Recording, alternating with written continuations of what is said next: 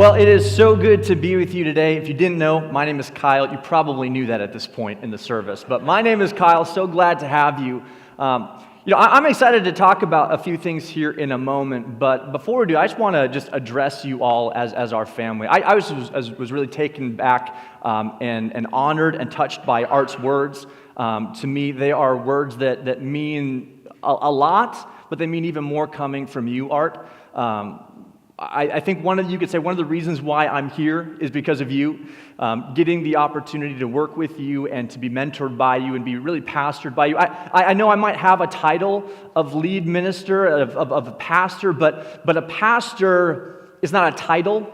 It's what you do. And I can say that I have a pastor in you, Art. I have a spiritual father in you, Art, and I appreciate you. And before we go any farther, I believe in the principle of honor.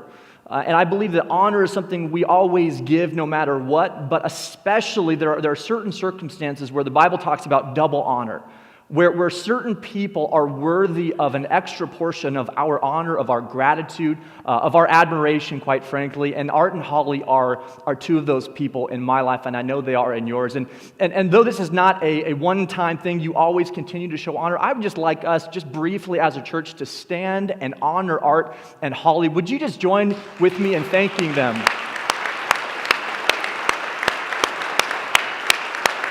Thank you.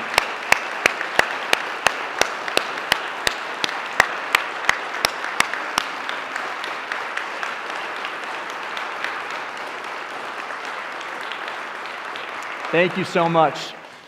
We truly stand on Art and Holly's shoulders, myself most of all, and again, we are going to continue to show honor where honor is due.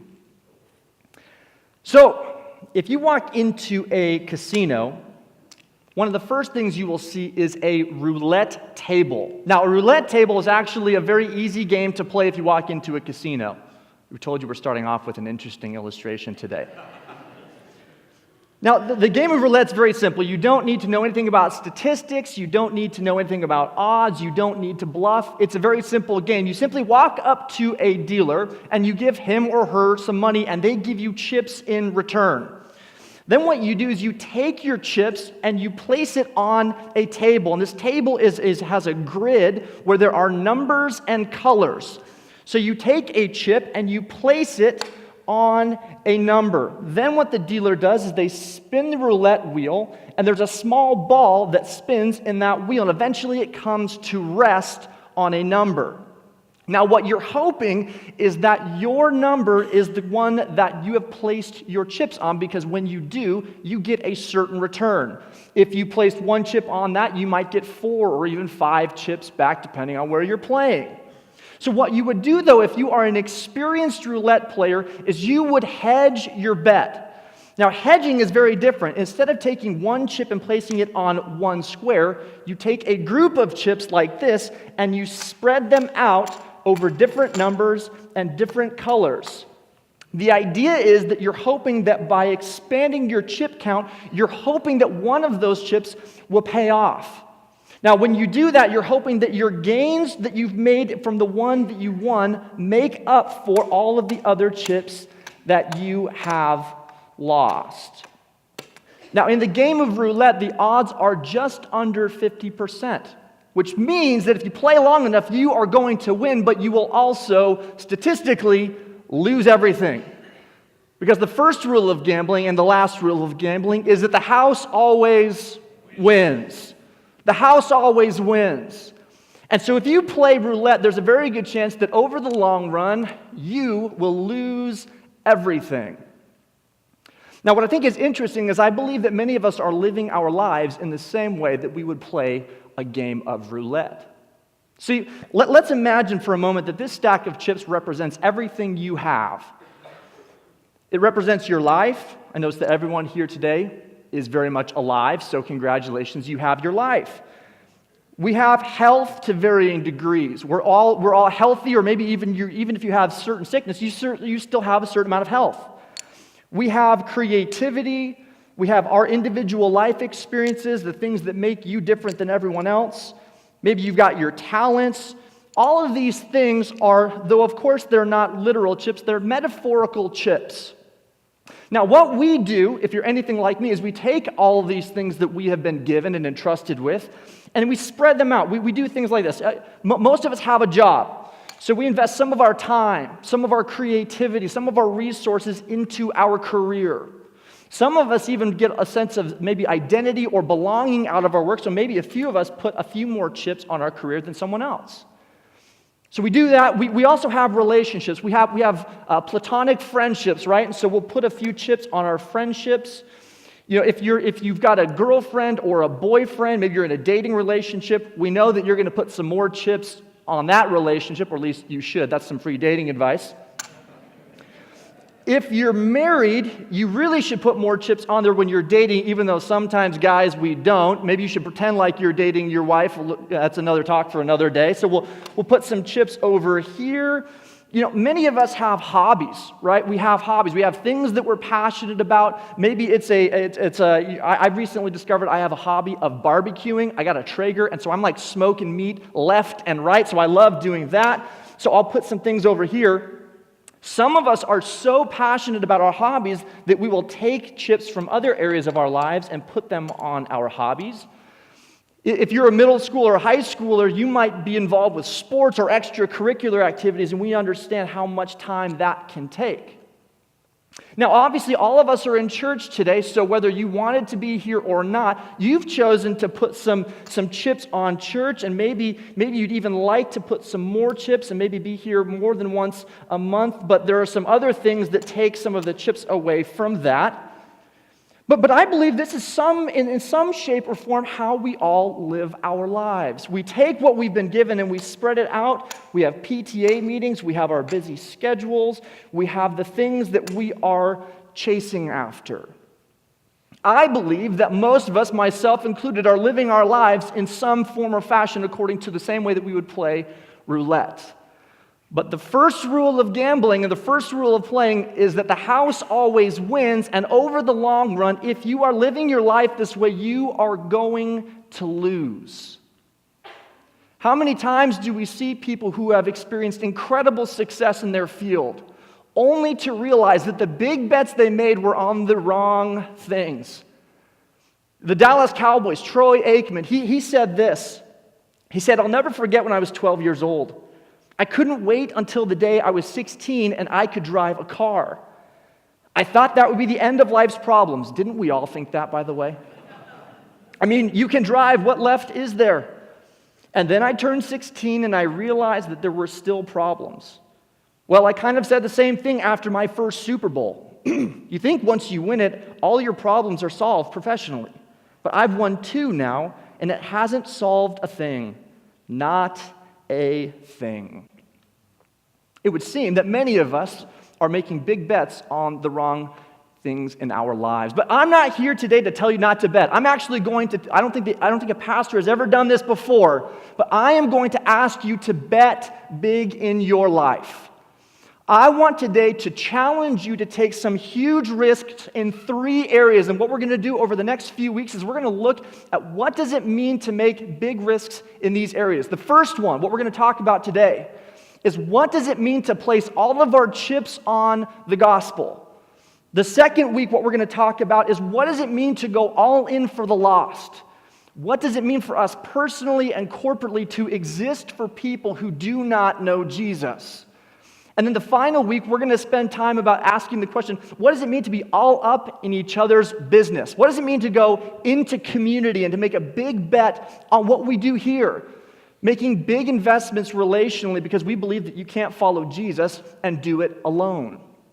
So I'm excited as we go into these next few weeks because I believe if we make big bets on these areas, at the end of your life, you will not look back with a sense of regret, wondering, what if I had placed my chips somewhere else? I believe that you will live the life that God has called you to. And per Art's charge, we're going to continue today by looking at the Scriptures. We're going to look at a story found in Matthew 25. And if you have your Bibles, you can start to turn there. If you don't, you know that we always have it up on the screen for you. So Matthew 25, the section we're going to read today is called the Parable of the Talents. Now, what Jesus is doing is he is teaching his followers about what it means to live life in the kingdom of God. And he uses these parables, which are metaphorical stories that help us understand what this new life with God is like. He uses story after story, and sometimes people misunderstand the stories and people are confused by them, but this is how Jesus chooses to teach his followers. And so we're going to begin today by reading, and we're going to find out that these people in the story made some big bets, and we're going to learn what happened when they did. So beginning in verse 14, it says this. This is Jesus speaking. It says, "Again, the kingdom of heaven can be illustrated by the story of a man going on a long trip. He called together his servants and entrusted his money to them while he was gone. He entrusted 5 bags of silver to one, 2 bags of silver to another, 1 bag of silver to the last, dividing it in proportion to their abilities. Then he left on his trip." So we have this master and we have his servants. Now in this story, the master character represents God and the servants represent us. And so this master, it says, he's entrusted his servants with these valuable gifts. Now, a scholar would tell you that 5 bags of silver might be worth anywhere between the high hundreds of thousands, if not closer to $1 million in today's money. Right, so this is not just, handing you kind of letting you handle my dead, dying dog while I'm away on vacation, right? This is entrusting you with something valuable. And what Jesus is telling us is that each of us as God's servant, we've been entrusted with something incredibly valuable. Now, we talked about this, that your life, your talent, your finance, all those things, those are gifts, those are things you've been entrusted with, but that's actually not the most valuable thing that you've been entrusted with. We talked about this a few weeks ago when we were looking at the book of 2 Timothy, as Art mentioned, that the most valuable thing that you and I have been entrusted with is the gift of the gospel. Now, you don't own this. You don't own this in the same way that your financial advisor does not own your money. You entrust it to them. But what he's saying is that you've been entrusted with the gift of the gospel. That is the most important thing. That is the most valuable thing that you can have. 2 Timothy outlines this. The entire book is Paul trying to impress upon his young protege the importance of this. And you heard a little bit about that in Art's charge to me. That we have been given the gift of the gospel, which is the good news of Jesus. That he was God who came to be a man who lived the life you and I should have lived. That he died the death you and I should have died. And that now he has taken away the power of sin and death through what he did on the cross.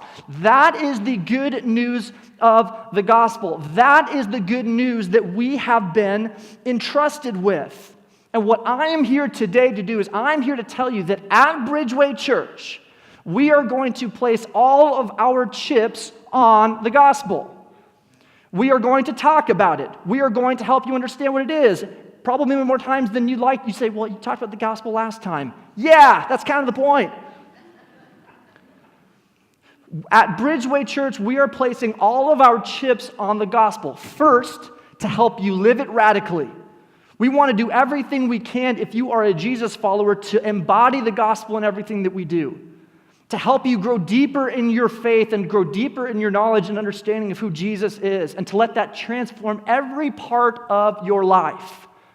We want you to go all in to live the gospel. But we also want to go all in to spread the gospel. See, good news, if you get a good haircut, how many people do you tell about it? I tell a lot of people about a good haircut. What more should we do with the good news that Jesus has come, that he's died, and he has risen again to take away the power of sin and death? What more should we do than to spread it to everyone else that we know? That would have been a good spot to say amen. At BridgeWay, we are going to place all of our chips on the gospel. Let's read in verse 16. It says, the servant who received the 5 bags of silver began to invest the money and earned 5 more. The servant with 2 bags of silver also went to work and earned 2 more. But the servant who received the 1 bag of silver dug a hole in the ground and hid his master's money. Now, let's go back to our roulette table here. If you are doing what we talked about, if you are hedging your bets, if you're taking your bets and spreading them out so you're increasing your probability of return, this is not a good way for you to double your money. As we talked about, if you do this, you will lose over the long run because the house always wins. You do not double your money by hedging your bets. You do not double your investments by spreading it out and putting it into 2% certificates of deposit. You kind of feel me here? What we learn about servants 1 and 2 is that they said they put it to work, but they took big risks because that's what it takes to double your money. They took all of their chips, as it were, and they did something risky with it. They invested it and they made a big bet. Now, if you are a financial advisor, this is terrible advice. If you are a gambling person, also bad advice. Maybe you should go watch a movie or something. I don't know. There's probably better ways to spend your money. But if you want to understand what it looks like to be blessed in the kingdom, then risking everything is exactly what we are called to do. In fact, it's not what we are called to do, it's what we have to do. See, I think Dallas, Texas is in dire need of some churches who are willing to take some big risks. You know how I know that? Is that because in one of the most church cities where you see huge churches on every corner, 70% of Denton County still does not know Jesus or does not go to church, and that is a problem. That bothers me. That tells me that there are some churches in this area who need to step out and take some risks to do some things that no one else is doing to reach people that no one else is reaching. BridgeWay Church does not exist to reach people from Valley Creek or from the Village Church. Love you guys, if you're listening. We are not here to get people from one church to another. We're trying to get people who are going to hell to go to heaven. That will only happen if churches like BridgeWay take risks. And I love that because, taking risks is actually is a part of our DNA. We talked about this new chapter of BridgeWay and how we're so excited, but did you know that there wouldn't be a new chapter if Art and Holly McNeese wouldn't have taken a huge risk 11 years ago? Do you have any idea how risky it is to start a church? The overwhelming majority of church plants totally fail, yet here you and I are today standing on their shoulders because Art and Holly McNeese took some risks. BridgeWay has got to be a church that continues to take big risks because the stakes are frankly way too high. Your friends, your family are going to hell, and that should bother us. That should get us out of our comfort zone a little bit. That should be saying, hey, how can we push the boundaries? Not because we want to be cutting edge, it's because we have a problem with people going to hell. But that's not just how we're going to live at BridgeWay. We want to encourage you to be big risk takers as well. I want people at BridgeWay to be known for having a big faith that causes us to make big bets. Because I believe that God has called you to something specific as well. I don't know your story, but I know that God has called you to much more than punching the clock and then dying at the end. God has called you to be a part of bringing His kingdom to the world. And that could mean through your career. That could mean, I don't even know what it could mean, but He wants to be a part of it. He wants you to participate. But in order to do that, we've got to take risks personally. That might be having a conversation that might be a little bit risky. Telling somebody about Jesus who might not want to hear about Him. But God is saying that if you want to participate with me in the kingdom, He says you've got to be a big risk taker. Verse 19, it says, after a long time, their master returned from his trip and called them to give an account of how they used his money. This for me is one of the most, it's simultaneously challenging and terrifying. I don't know why. Well, I know why. What it's saying here is that at some point, if you are a Christian, and if you're not a Christian, this is the time you kind of get to sit back and just watch your Christian friends kind of squeam. If you are a Christian, it's saying that God at some point is going to ask you to tell a story of your life. He's going to say, hey, look, I've given you some stuff. I entrusted some stuff to you, your time, your talent, but most importantly, the gospel. What did you do with it? And I know for me, if I had to give my story right now, there'd be times where I would say, you know what? There were times where I was playing it safe. I'd be like sometimes like the servant who dug a hole and put what was given to him in the ground. That's sometimes my story. But I know for me, the last 9 months have been just a whirlwind of risk-taking. I come from Eugene, Oregon, and if you would have told me 12 months ago that I would be here in Dallas, Texas, I'm just laughing thinking about this. I would have told you, if you said you're going to be here today, I would have said, you are crazy. I wasn't looking to leave Eugene. I worked at a church that I helped plant and that I love and I still love. I was very well respected there. I was good at my job. I had friends and family that I have accumulated over a lifetime of living in Eugene. There's nothing telling me to leave. The last thing I was doing was saying, hey, let me see if I can move to a place that I have never heard of or never been, and let's move there. But one day I got a call from Art McNeese, and he started to tell me about this community called BridgeWay Church, about what was going on and the things that dreams and visions and goals. And I started to get excited about it, but I'm like, you know what? I am pretty darn comfortable here. He said, do you have any objections? I said, yeah, it's in Dallas, Texas. But as we began to go on that discovery process, it was clear to me that, man, there is something happening at BridgeWay. I'm excited about it. But if I want to be excited about it, that means I have to take a huge risk. Because did you know that lead pastor transitions are inherently risky? Oftentimes, they do not go well. And, by God's grace, man, things have been going well, and I hope they continue to go well. But statistically, this is a very risky proposition, if I can just be honest. Yet I did not want, looking back on my story, when I one day give an account to my master, I don't want my story to be that, you know what, I played it safe, here's what you gave me, I gave it right back to you, we're even, Stephen.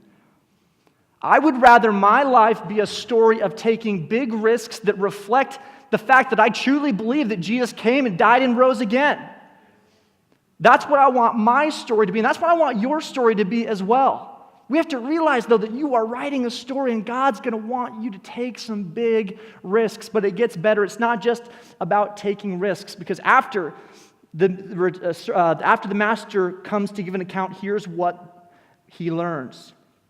It says, the servant to whom he had entrusted the 5 bags of silver came forward with 5 more. He said, Master, you gave me 5 bags of silver, and I earned 5 more. And the master was full of praise. Well done, my good and faithful servant. You have been faithful in handling this small amount, which is like a few $1 million, by the way. So now I will give you many more responsibilities. Let's celebrate. The servant who had received the 2 bags of silver came forward and said, Master, you gave me 2, and I've earned 2 more. The master said, well done, my good and faithful servant.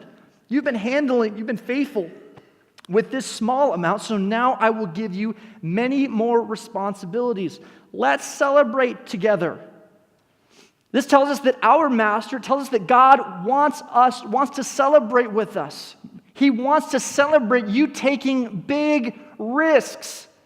Now, we don't celebrate big risks here, because, again, think about it. If I told you that your financial advisor had taken all of your retirement and bet it all on a risky tech startup, what would you say? Now, let's say you double your money. You say, well, thank you for your money. I am taking it and I am going elsewhere. Because we do not want to reward risks, but this master seems to reward this reckless investment that the servants have made. God wants to celebrate with us when we take risks. The best part about it is he doesn't distinguish between the risks of the person with 2 and the risks of the person with 5. He never says to the servant with 2, says, well, your friend over there, he got 5. No, because we've each been entrusted with something else, and it's never about our results. It is about our effort. It's about God saying, hey, I've given you something. What are you going to do with it? It's not about you comparing to someone else or wondering what the results are. You don't get to control the results. God controls the results. But you get to control the risks you take and the effort that you make. It says, then the servant with the 1 bag of silver came forward and said, Master, I knew you were a harsh man, harvesting crops you didn't plant and gathering crops you didn't cultivate. I was afraid I would lose your money, so I hid it in the earth. Look, here's your money back. Right? In a sense, the servant said, hey, look, I haven't lost it. I've given you everything that you gave me back. Nothing's been hurt. Right? This was playing it safe, but the master seems to not be very happy at all with this servant. Not because he gave it back, but because he didn't take a risk. Servant number 3, the only thing that was different between servant number 3 and servants 1 and 2 is that servant number 3 was afraid. I think, though, the reality is you and I, we all struggle with fear. I know that I do. We all have fear. We all have this aversion to rocking the boat. We all have sort of a resistance to the unknown. Man, if I just stay here, at least it might be bad, but at least I know it's mine. Oftentimes we deal with fear as it relates to the gospel, don't we? I know that even as a pastor, most of you wouldn't expect this, but I deal with fear. This last Christmas, we had this Christmas Eve service, and they were incredible, and they were so awesome to be a part of it. But some of you know that I had my in-laws in town. So for about a week and a half, we had 8 adults in my house. I don't recommend it. It's not a good strategy. 8 adults and 3 kids under the age of 4, all in one house. It was a little bit of a mess. But my in-laws also, something you probably don't know, is that they don't know Jesus. Lizzie is the only person in her family who has any kind of faith whatsoever. The rest of her family would be either agnostic or atheist, and at certain times they're generally supportive of us, but there's friction there. And if you have unbelieving family or friends, you kind of understand what that means. And so as we were coming into Christmas, I was feeling a little bit nervous because to be honest, I was afraid to invite them to church. At Christmas Eve, your pastor was afraid to invite his mother-in-law to come to church. Why? Because I knew that at church we're going to talk about the gospel, we're going to talk about Jesus, we're going to talk about the only way you can experience peace is through Jesus, and quite frankly, I was afraid of the relational tension that could ensue. I was afraid that maybe that would cause a distance in the relationship, or maybe they wouldn't like what we did, or maybe they think Christians are really weird, and they kind of do, and we kind of are, so that's all right. But I was afraid. And I was even thinking about, like, maybe I need to play the long game for evangelism and just keep the relationship good and not invite them to church. But as Lizzie and I began to talk about it and pray about it together, we just felt that there was absolutely no way we could let this opportunity pass us by. It was really sad, though, because when we said, hey, are you going to, we would love for you to come. And the morning of Christmas Eve, they said, hey, let us know when you're back from church tonight. Like, okay, all right, that's, it's one way of saying no. So we were kind of bummed, and so, but we were like, well, at least we had asked. At least we tried. And as it turns out, I get ready to stand up to preach that night, and it turns out that my entire family chose at the last minute to come to Christmas Eve. And I'm not saying, I would love to say, hey, they all gave their lives to Jesus and everything. As far as I know, that has not happened. But that's not what God asks me for. I don't save anyone. The work of Jesus Christ saves. I'm responsible for taking what God has given me, which includes my in-laws, and using it to advance the gospel. We're never responsible for the result. We are responsible for our effort. One of the things I love about this idea of taking big bets for the gospel is that I can look at you and I can tell you to do it because I know that it is a sure thing. And not in the sense that if you do something that it's always going to come and turn out the way that you wanted to. Sometimes, guess what? Sometimes you're going to have a conversation with someone. Sometimes you're going to try to live out the gospel, and you're going to hit a brick wall. Sometimes that's just how it goes. Sometimes you're going to keep praying for that person, that family member, that friend, and you're just going to keep praying. And guess what? That is using what God has entrusted you with. Read with me what it says in Isaiah It says, the rain and snow come down from the heavens and stay on the ground to water the earth. They cause the grain to grow, producing seed for the farmer and bread for the hungry. It's the same with my word, and this is God speaking through Isaiah. God says, it's the same with my word. I send it out, and it always produces fruit. It will accomplish all I want it to, and it will prosper everywhere I send it. Because the true gospel always produces fruit, it always accomplishes its purpose, and it always prospers if God's people will take big risks in taking it to all of the earth. You can make a big bet on the gospel because at the end of the day, it's already been done.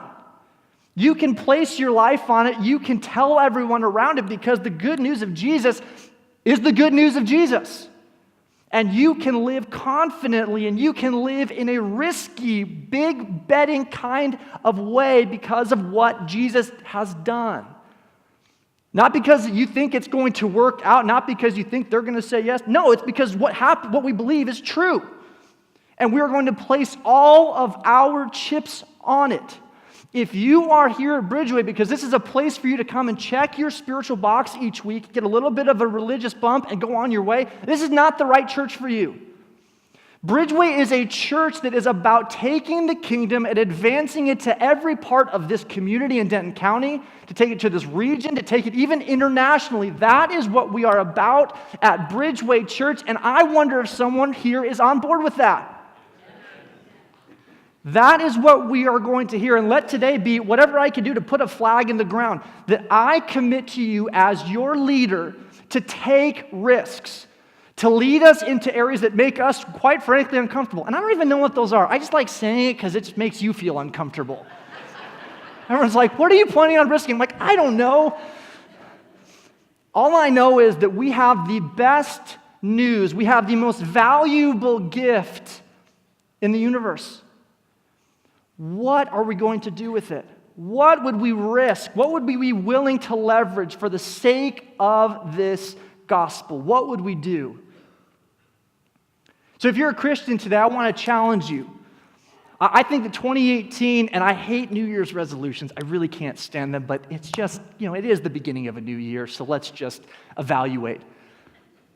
Why don't we do some time, take some time reflecting, maybe for you that's spending extra time in reading the Bible or prayer, or maybe you're going to fast or take a break from social media or something, giving yourself some margin to evaluate. God, what is it that you would like me to do? What are the risks that I need to take? Next week you should come back because we're going to talk about a couple in our church who's making a huge risk, taking a huge risk for the sake of taking the gospel abroad. It's going to be I'm getting jacked up on it. I'm like, man, you guys should be here next week. It's going to be awesome. You'll love it. But what does that mean? Does that mean that you need to think about your career differently? Do you need to work more or work less or change your job? I don't know what it might be, but I think God is calling you to be a risk taker. Now, if you're not a Christian, there's also a challenge. First of all, if you're here and you don't consider yourself to be a Christian, we realize that this is a risk for you to be here today. We know that being at church can be a little bit scary. You're around a bunch of people who all believe this thing, and it can kind of like the lights go down and people raise their hand. It feels like a cult or something. So you know what? Good job. Way to be around a bunch of weirdos today. We recognize that this is a risk for you, but I just want to continue to challenge you to take a risk by coming back. Take a risk by keeping your heart and your mind open that maybe there is a God. Maybe he does love you. Maybe he wants to speak to you. Take a risk. Because I think if we become a big betting, risk-taking church, man, there's nothing that's going to stand in the way between us and seeing God's kingdom advanced in every part of our lives. That's my prayer for you. That's my charge for you. That's my ask. Would you join me? Would you join our elders and the staff as we commit to living a big bet, risk-taking kind of life? Let's bow our heads and pray.